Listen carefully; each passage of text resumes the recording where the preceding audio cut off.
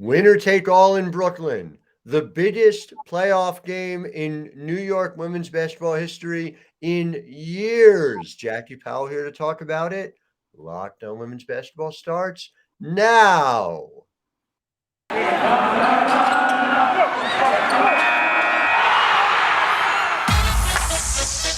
You are Locked On Women's Basketball, your daily podcast on women's basketball. Part of the Locked On Podcast Network, your team every day.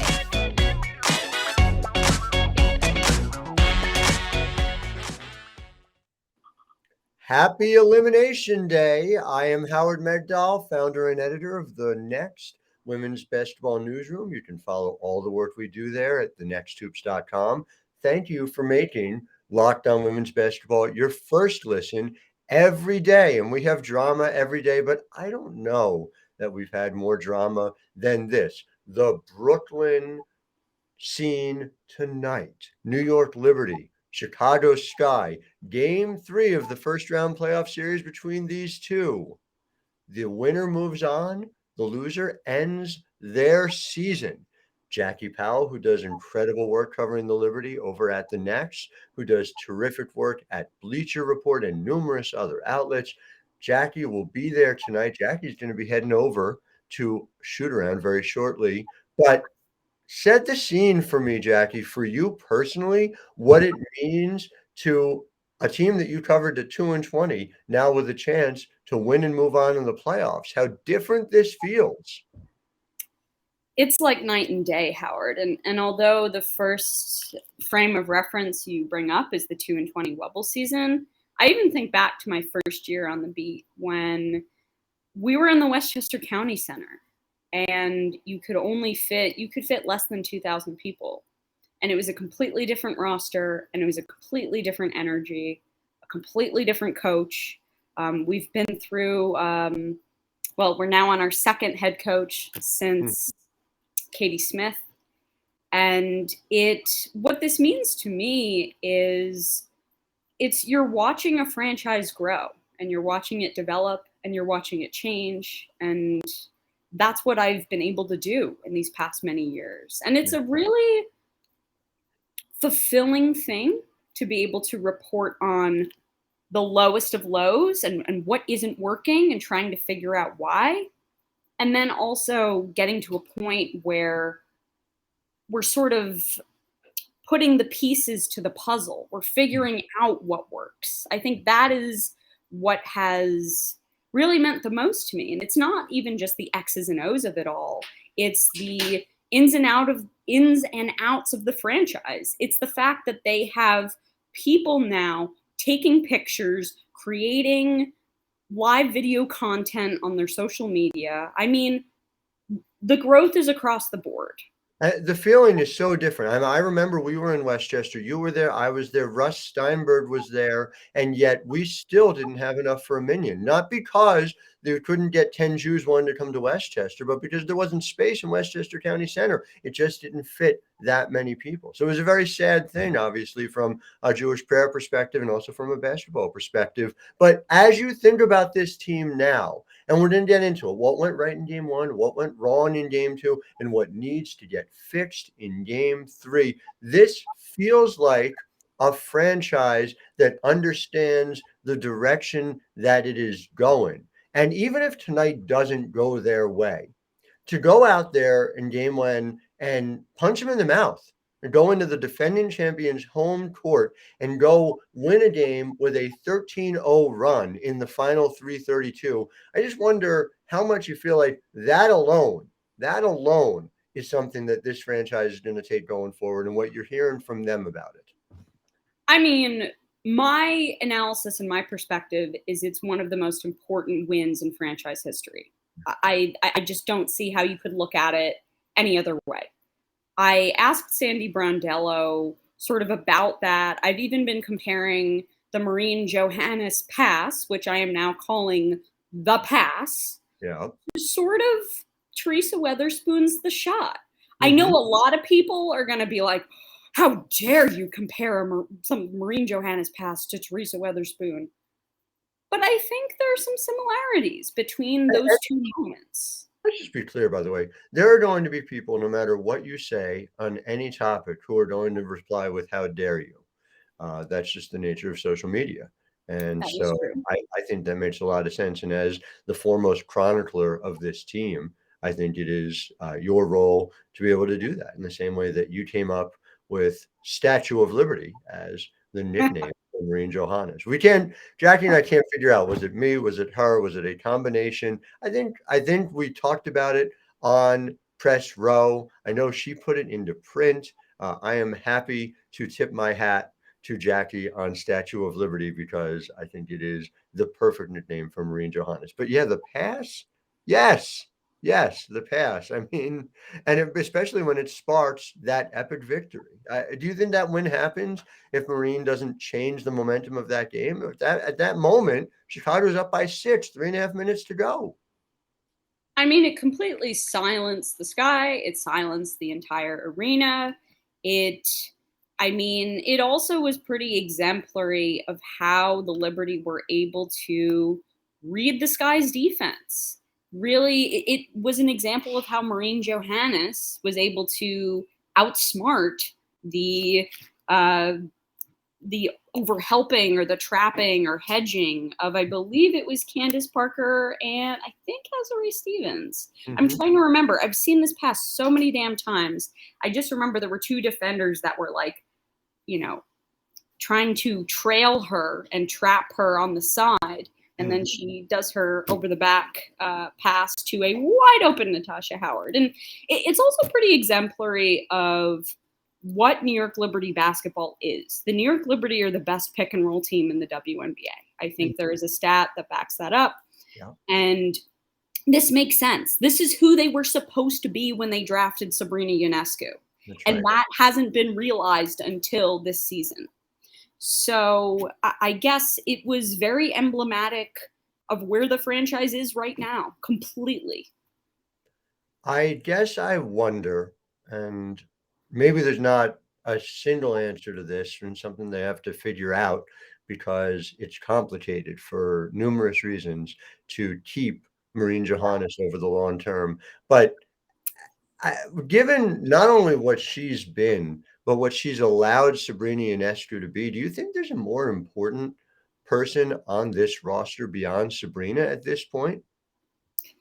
Um, Most important beyond Sabrina. I Mhm. mean, I, you know what? I think I'm going to say Natasha Howard because defensively, the anchor that she's been. I mean, it could be between Natasha Howard and Steph Dolson, to be quite honest, because the two of them are the quarterbacks. They make sure that things are flowing, things are functioning. Sandy Brondello, talks about those two as two of the leaders on this team, especially when you have Benijah Laney, who had been out for 2 months and is still sort of finding her way.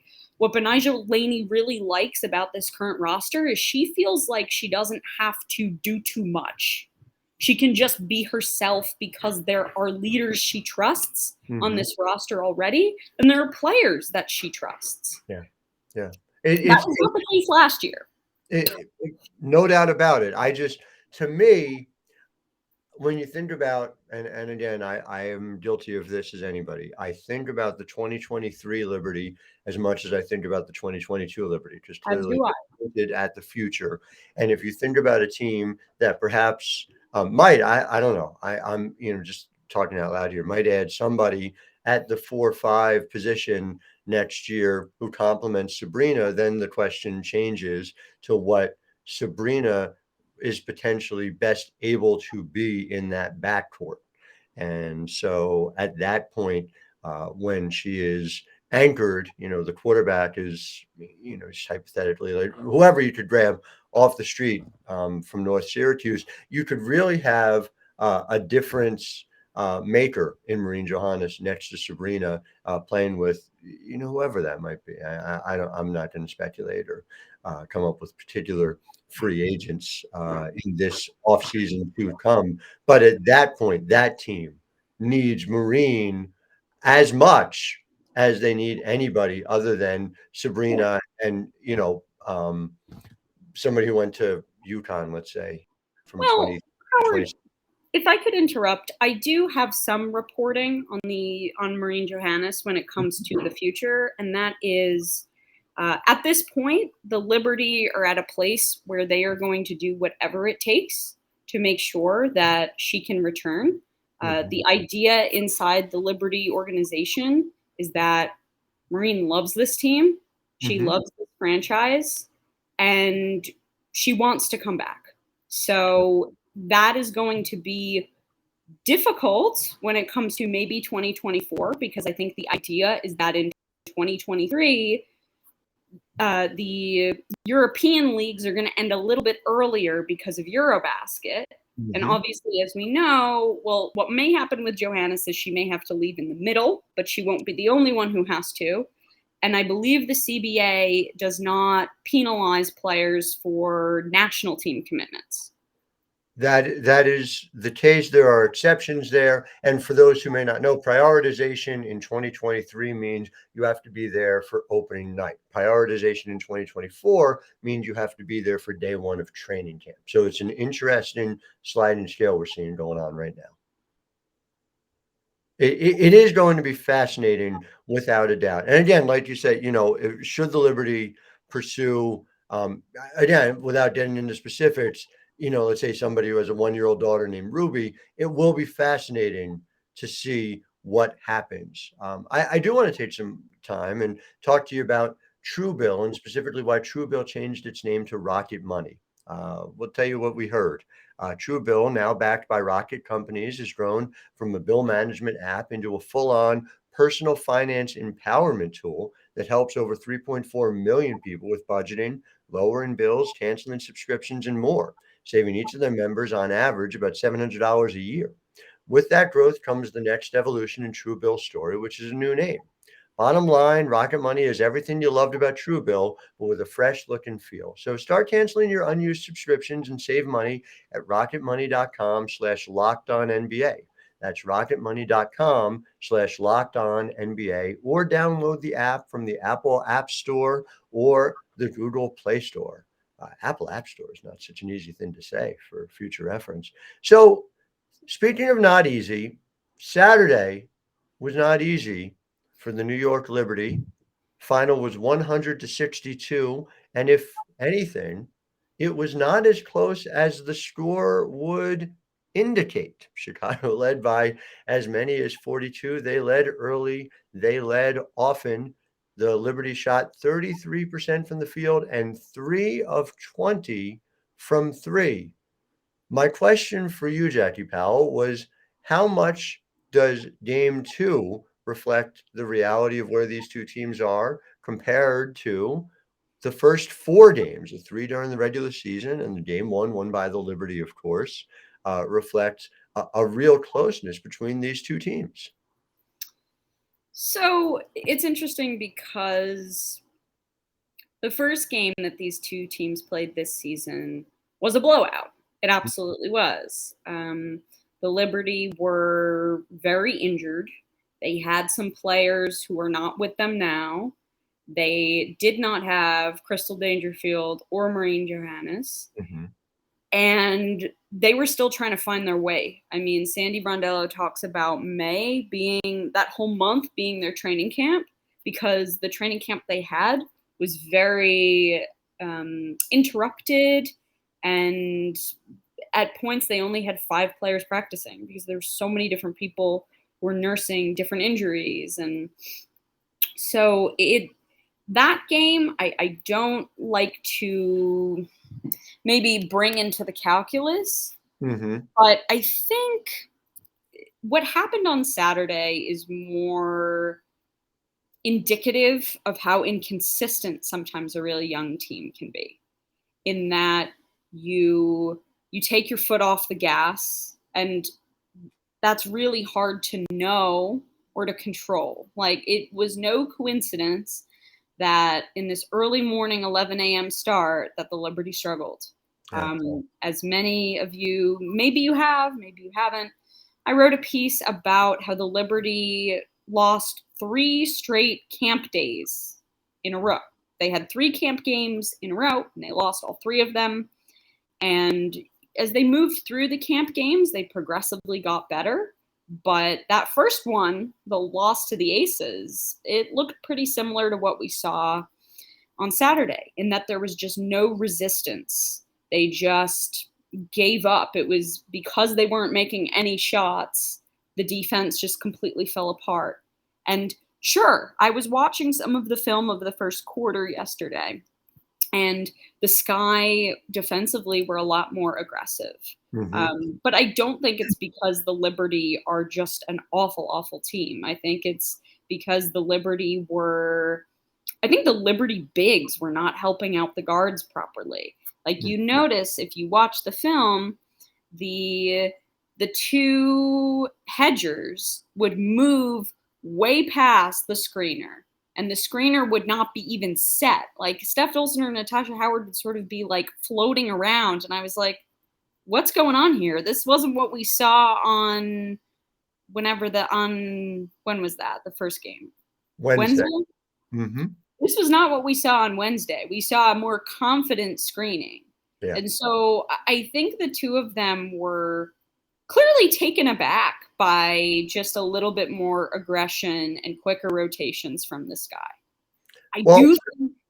Continue. No, you go ahead, please. I do think the Liberty are going to make some pretty serious adjustments tonight. I think at the level at which Vicki Johnson made a pretty serious adjustment in Game 2 in the Dallas Wings Connecticut Sun series. The question, so you're saying they're going to bench Tara McCallum, is that correct? You think that's No, I'm just saying that it's going to. There could be a lineup change. There could be a change in the defensive scheming. I will learn more about that, or as much as I can, at shoot around. Going to be fast. Very interesting. And so I guess to that end, the thing I'm most curious about, if you are covering a winning locker room tonight, what's the one thing that had to happen? The one thing that had to change?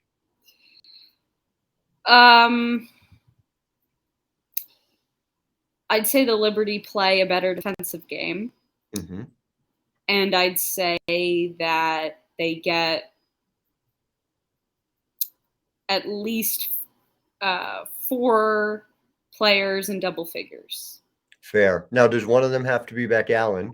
And what has Beck Allen, who is, as we've talked about here, the veteran of this franchise, she dates back to the Madison Square Garden years. What I know. Beck Allen talk about when you got a chance to talk to her yesterday ahead of this game? So Beck Allen, I think, was clearly frustrated, and it looked like both she and Natasha were worked very hard in practice. It was this interesting vibe where it was a mix of exhaustion and just straight up angst. They were pissed. They didn't want to talk about Saturday. And at first, when I asked Beck to sort of reflect on this moment, the first home playoff game in years, and just sort of take me through the difference between that feeling in 2017 to now, she didn't want to even talk about the past. She didn't want to reflect. And so my colleague, Brian Florentin, he noticed, he was like, ooh, let's try to ask her that again about, what this means, because she's been with the franchise for so long. And so I don't know, maybe she calmed down, something happened. Maybe he asked her in a different way, but he was able to get her to answer the question we wanted her to. And she's very excited to have the Brooklyn fans cheering them on. That is something that brings her a lot of joy. She loves the community of Brooklyn. So that connection is something that personally fuels her. But what was so angsty about all of this was there was a question where it came from a reporter, and he sort of said, did you all look at that film? Like, he was challenging, did they look at the film? And so, Natasha Howard was exhausted, and she was about to answer. And then Beck Allen interrupts, and she goes, that film was not us. She was like, that was not us. You could look at Game 1, you could look at Game 2, whatever you want to look at, but Game 2 was not us. And the words that came out of her mouth, I mean, it just sounded like they could have come out of Sandy's mouth. Like Mm-hmm. the whole thing of we have to play together. We were not sharp defensively. It's not a one-player defense. I mean, this is the Rolodex of Sandy Brondello, the Sandyisms. It was pretty damn parallel. Yeah. I mean, which is always the sign to me of a coach who has the locker room in hand when the players sound, echo, rhyme what the coach is saying as well. So that does not come as any surprise to me. Well, I want to thank our listeners for making Locked On Women's Basketball your first listen every day. And again, kudos to Knicks and Nets reporters coming out covering the Liberty because they both play in a league called the NBA, the National Basketball Association, which, as I understand it, is a place where men can play professional basketball. Shout out to the NBA for finally giving men a chance to do something in the athletic space. So congratulations to them, because as I understand it as well, and Jackie, maybe you can speak to this. It's been a while since the Knicks or Nets won a championship. Is that right? Is that what you're hearing also in the NBA? That is correct. Huh. So, so good. I'm glad they're getting to experience the best run basketball franchise here in New York City. But if you are interested, we have something called Locked On NBA over in the Locked On Network, which gets you up to date on the latest news and rumors in the NBA in just 30 minutes every day. It's Locked On NBA. Now, I assume, I've just done some cursory research, but Kevin Durant apparently is a very famous player, plays for the Nets. Presumably, there are no news or rumors about him. He's in Brooklyn to stay for the long term. But if that happens, go to Locked On NBA and you can listen. Make them your second listen every day after us. Make Jackie your first listen on Twitter if you're listening instead of watching this on YouTube at Classic J Powell, an absolute must follow of a human. Jackie Powell, go get it tonight. Go get it today. We cannot wait to hear from you about this and everything going forward. And to our listeners, thank you for making us your first listen every day. Missy Heidrich will be back with you tomorrow. And of course, every weekday, this is where we're at, Locked On Women's Basketball. I'm Howard Megdal, wishing you a wonderful Tuesday.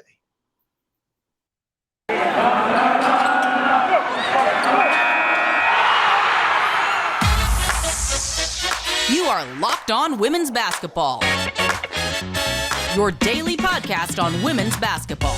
Part of the Locked On Podcast Network, your team every day.